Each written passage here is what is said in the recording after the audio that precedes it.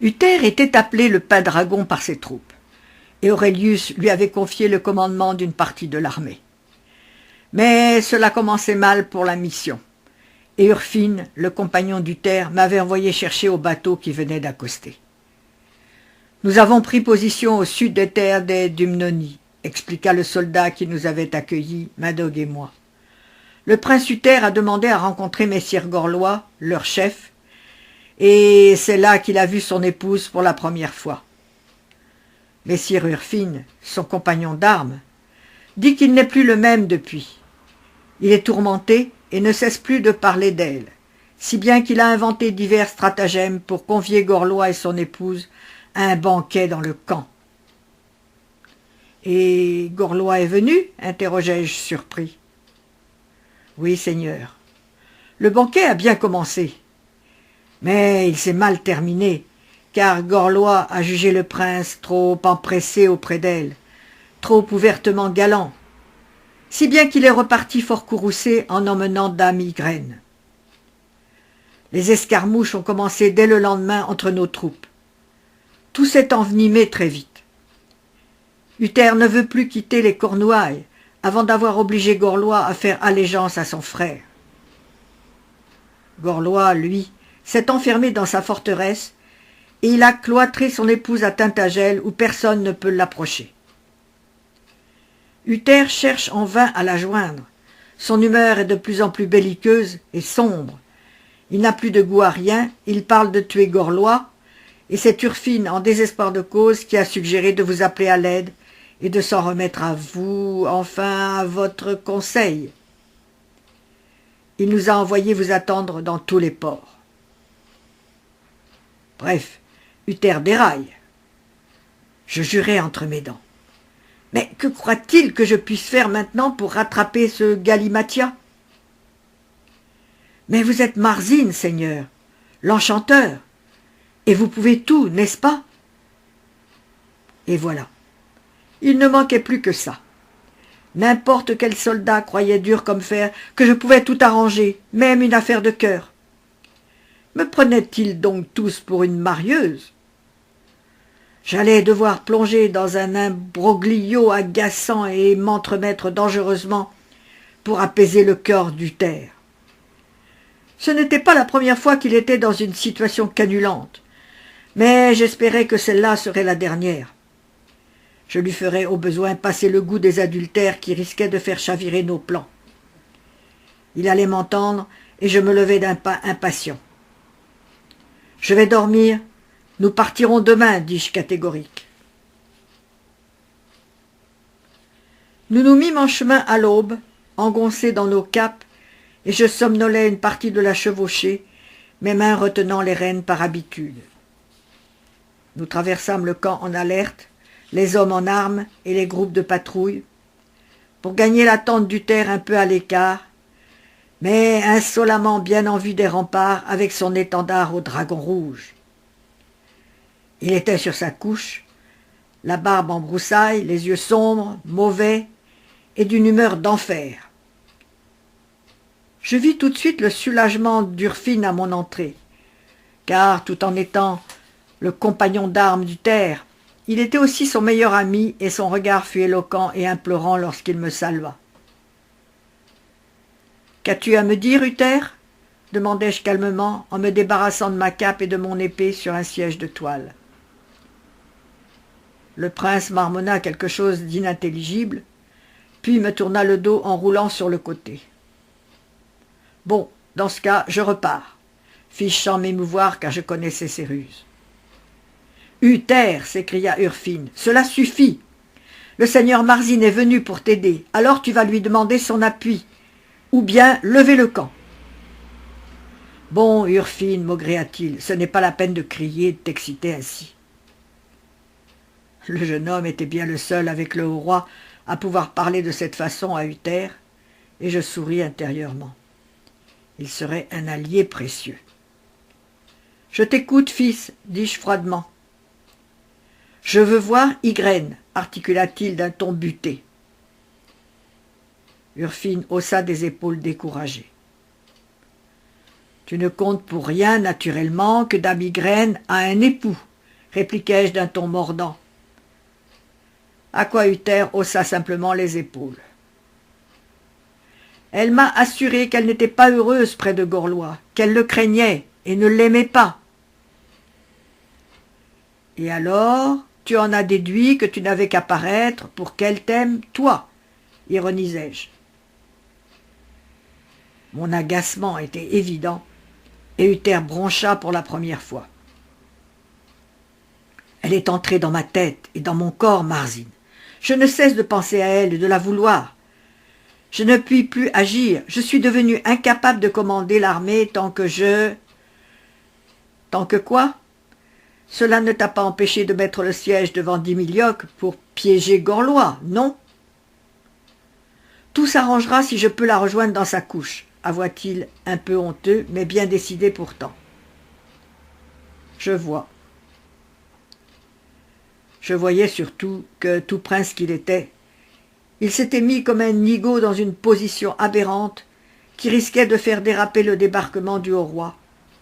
Et ça, je ne pouvais l'accepter ni le lui pardonner. « Trouve un moyen de me conduire jusqu'à elle, Marzine, implora alors Uther en me voyant réfléchir.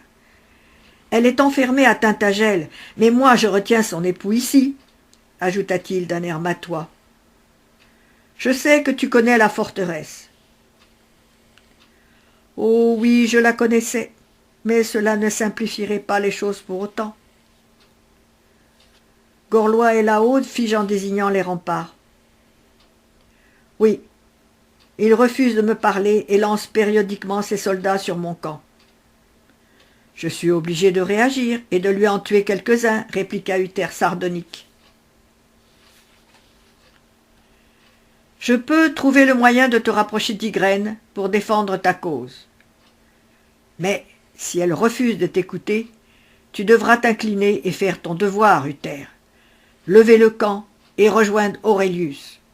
C'est à prendre ou à laisser, dis-je sévèrement d'un ton sans réplique. Ce soir, demanda-t-il seulement en se redressant, déjà requinqué, supputant toutes les implications de ma proposition. Sans doute ne savait-il pas à quoi il s'engageait exactement, et il était temps de le lui dire. Il y a un prix à mon aide, Uther. Il s'arrêta au milieu de la tente, les mains dans le dos. Naturellement, lâcha-t-il. Avait-il lui-même donné quelque chose un jour sans contrepartie? Que veux-tu, Marzine? Il n'est pas encore temps pour cela. Tout dépend de l'issue de ton entrevue avec Dame Ygraine. T'engages-tu, devant Urfine, à me satisfaire le moment venu? Comment puis-je te refuser quoi que ce soit si tu tiens ta promesse? Je te le rappellerai, dis-je froidement. Préparez-vous tous les deux. Nous quitterons le camp cette nuit, sans escorte, vêtus de capes sombres et la tête couverte pour ne pas être reconnus. Nous chevaucherons jusqu'à Tintagel et nous reviendrons au petit jour.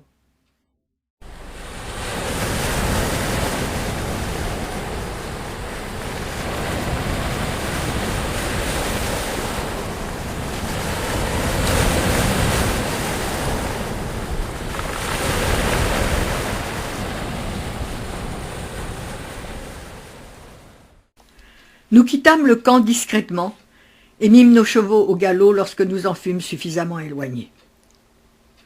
On a raconté ensuite que j'avais modifié l'aspect du prince pour le transformer en Gorlois. Comment Ygraine aurait-elle pu confondre le corps d'Uther, athlétique, viril et jeune, intensément amoureux, avec celui de son époux vieillissant, déjà défait? Non, si elle reçut Uther cette nuit-là, ce fut en toute connaissance de cause. Et Arthos devait naître d'un acte d'amour, et non d'une étreinte subie et réticente. Tout ce que l'on a pu dire, et tout ce que les bardes ont pu chanter, pour me donner le beau rôle, en entourant la naissance d'Arthur de mystère et de merveilleux, n'est bien sûr qu'affabulation. À Tintagel, nous laissâmes les chevaux attachés de l'autre côté du passage de pierre. car il était bien trop dangereux de les faire traverser de nuit sur cet étroit sentier battu par les flots. Nous frappâmes à la lourde poterne et le gardien reconnut mon visage dans la lumière de son flambeau. Ma réputation, peut-être, l'incita à me faire confiance et à nous ouvrir. « Nous avons des nouvelles graves pour dame Ygraine, dis-je. Messire Gorlois a été blessé et je viens la rassurer et la soigner si elle se trouve mal. » Je sentis le tressaillement d'Uther qui dissimulait son visage sous son capuchon, comme je le lui avais recommandé. Mais il ne dit pas un mot. Je me suis fait accompagner par 2 guerriers, car il vaut mieux ne pas voyager seul de nuit. Puis-je voir dame Ygraine ? Il nous précéda vers la manse principale qui était l'habitation du seigneur Gorlois. Encore plus pénible à gravir, car le vent s'était levé et la mer mugissait lugubrement.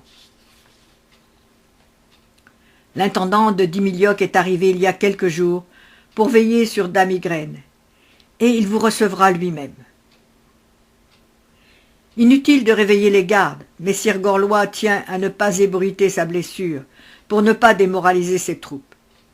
Je suis justement venu en Cornouailles essayer d'arranger les choses entre lui et le prince Uther. Le gardien ouvrit la porte de côté, sans passer par la salle des gardes. De là, je savais qu'il serait facile de gagner la chambre de dame Ygraine, et il s'en alla chercher l'intendant, tout surpris de ma présence.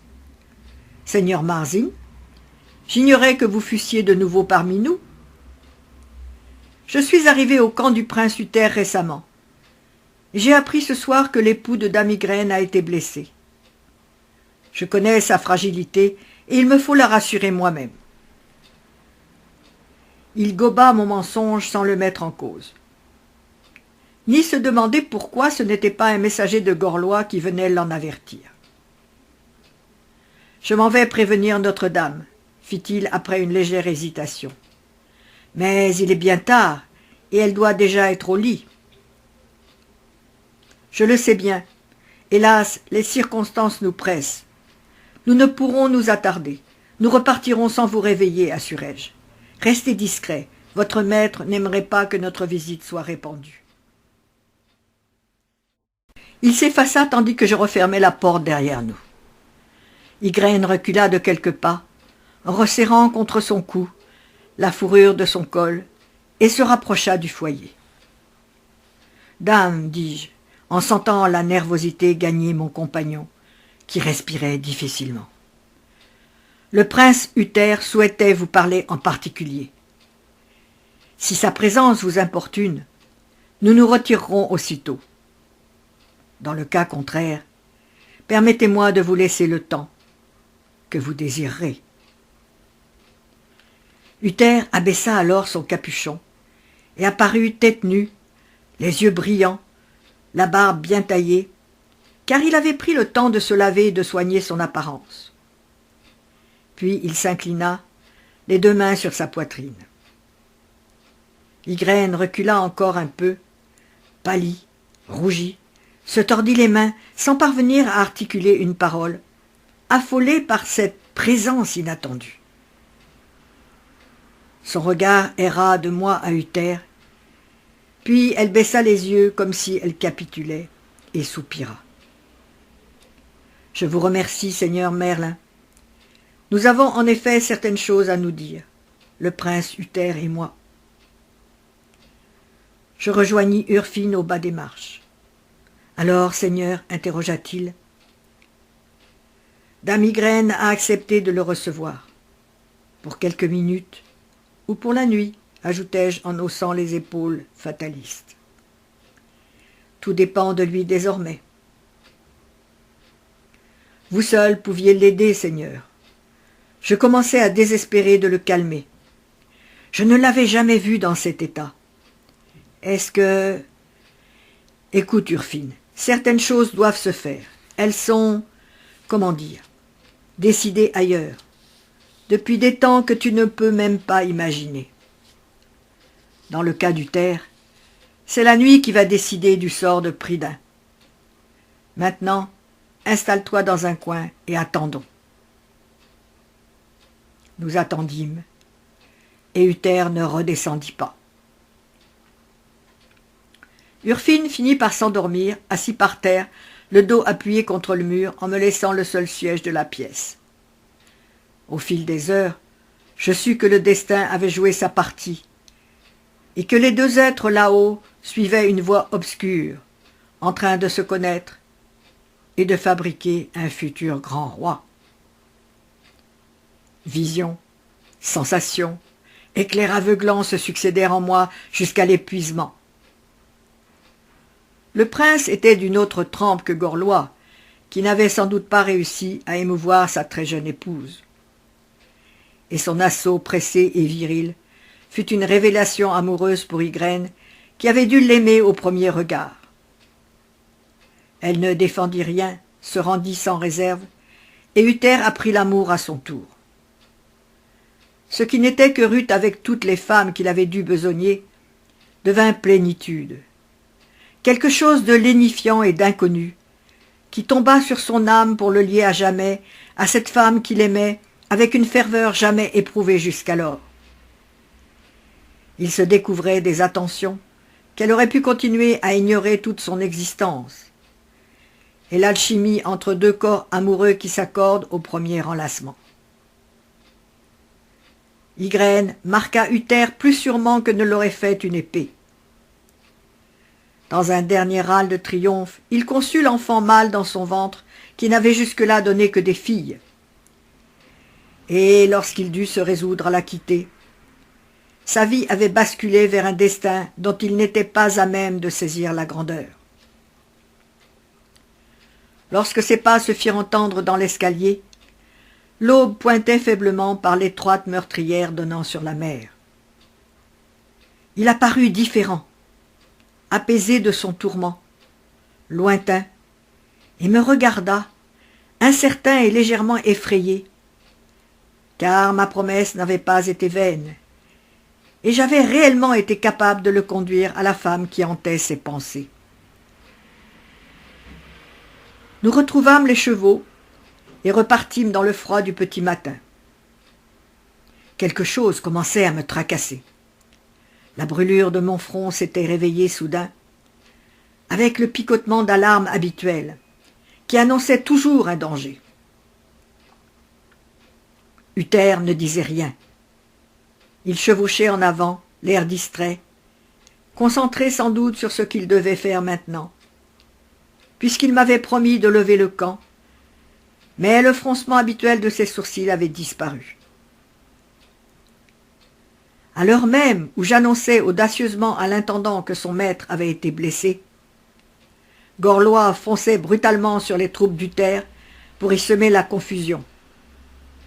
Et dans la poursuite, il avait été tué sans même qu'on sache par qui. Plus tard, Uther m'envoya chercher dans la tente où j'essayais de me reposer. « Marzine, j'ai encore besoin de toi, déclara-t-il d'un ton décidé, en terminant de se vêtir. Il avait choisi des vêtements somptueux et s'apprêtait à monter à cheval. « Mon escorte est-elle prête, Urfine ?» Son intonation était à nouveau celle du commandement. Il n'y avait pas à s'y tromper.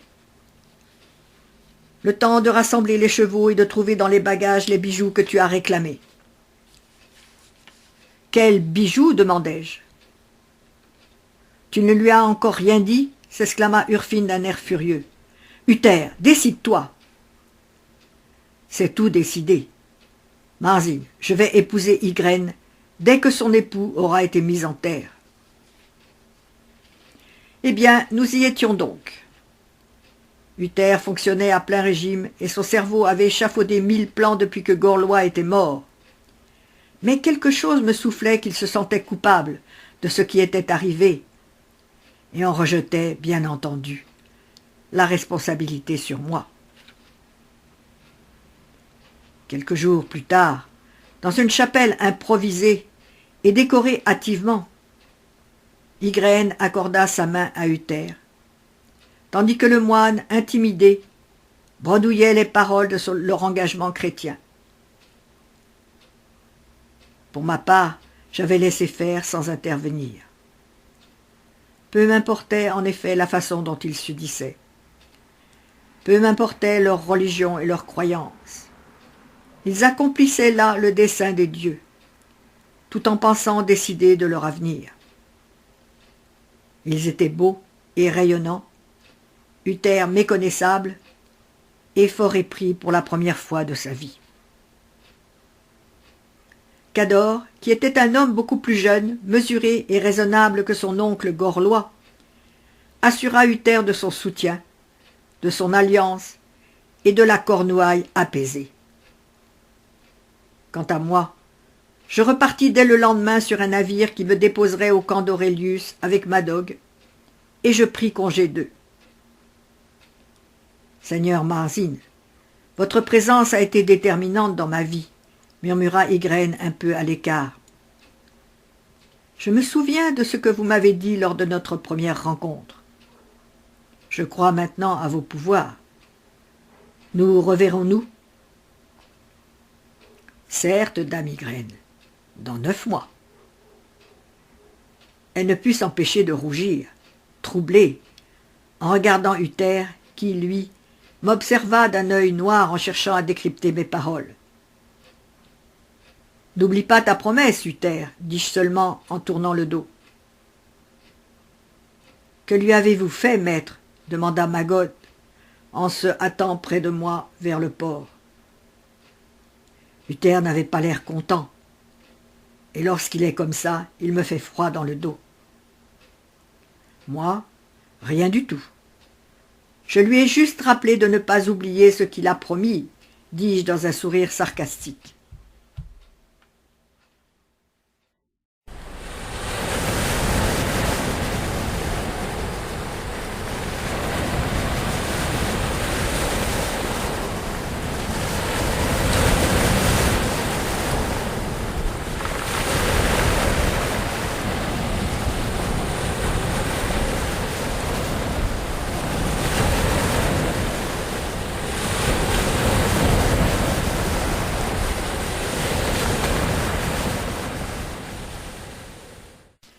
J'avais décidé de confier l'enfant d'Ygraine et d'Uther à Cantor, qu'il l'élèverait dans son caër imprenable dans le nord de Prydain. Cantor me regarda, incrédule. « Tu veux enlever son fils à Uther ?» Comment leur dire les images terribles que j'avais dans la tête? Je veux le mettre à l'abri. Cet enfant sera le seul héritier d'Aurelius et d'Uther, bien trop menaçant pour leurs ennemis. Mais ce sera un prince, Marzine, et nous menons une vie rude et simple. Tout à fait ce qu'il faut pour forger sa personnalité. Ton fils sera son meilleur ami et allié plus tard. C'est ainsi que je pris un navire pour Tintagel, juste à l'entrée de l'hiver. Je vis tout de suite, au visage d'Uther, qu'il se tourmentait pour savoir si l'enfant d'Ygraine était le sien, ou bien celui de Gorlois. « Marzine, j'ignorais que tu devais venir. Ygraine ne doit-elle pas accoucher bientôt ?» Je pris place près du feu sans qu'il m'y invite, et, un peu mortifié, il me fit apporter tisane chaude et bière. « Je vais attendre la naissance, dis-je enfin. Je suis venu te rappeler ta promesse. »« Uther, ne te souvient-il pas de m'avoir promis ce que je voudrais, en échange de ta nuit avec Ygraine ? Je t'ai dit alors qu'il y aurait un prix à mon aide. Ce qui s'est passé cette nuit-là n'est pas anodin, prince Uther. Il en est résulté un enfant.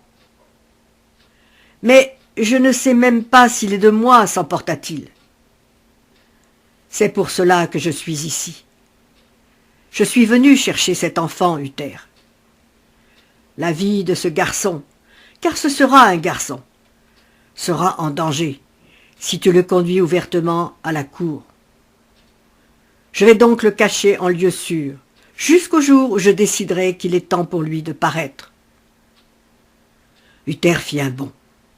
Mais je ne peux pas enlever son enfant à Ygraine. N'est-ce pas ce que tu as plus ou moins en tête depuis quelque temps? Rétorquai-je d'un ton sarcastique. Je reviendrai dans quelques semaines. Trouve-lui d'ici là une nourrice qui m'accompagnera. Comment avez-vous décidé de l'appeler? Il grogna entre ses dents. Je ne sais même pas si ce sera un garçon. Alors, choisis toi-même, Marzine. Le nom me vint de mes rêves, de mes visions qui illuminaient l'avenir. Arthos, Arthur, décidai-je avant de quitter la pièce. Il sera Arthur. Plus tard, lorsque je revins, Uther me reçut froidement, et il ne faisait aucun doute qu'Ygraine renâclait à l'idée de se séparer de son nouveau-né. « Vous êtes venu pour me prendre Arthur » reprocha-t-elle lorsqu'elle me vit. « Pas vous le prendre, Ygraine. Le mettre à l'abri. Laissez le temps à Uther d'admettre qu'il est bien son fils et son héritier. Mais Arthur m'en voudra plus tard. Je ne crois pas. Il ne manquera pas de soins ni d'affection là où il vivra. Ygraine, dis-je après un silence, Arthur sera roi un jour, un grand roi, de ceux qui traversent les époques et le temps, et dont les humains parleront longtemps. Alors, emmenez-le avant que je m'y attache trop, soupira-t-elle en me le tendant. Cantor nous attendait sur la grève, et son soulagement fut évident à notre approche. Le capitaine dit qu'il faut se dépêcher d'embarquer. Tous les capitaines disent ça, ricana Madog.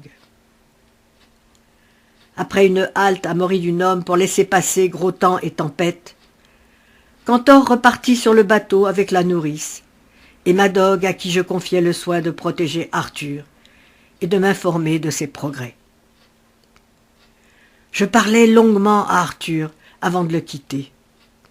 Et même s'il ne comprit pas ce que je lui confiais, une partie de sa vie à venir, il me regarda, écouta ma voix en agitant ses mains et ses pieds. Nos adieux m'emplirent de mélancolie, dans l'attente de le voir se transformer, et du jour où j'en ferai enfin un grand roi.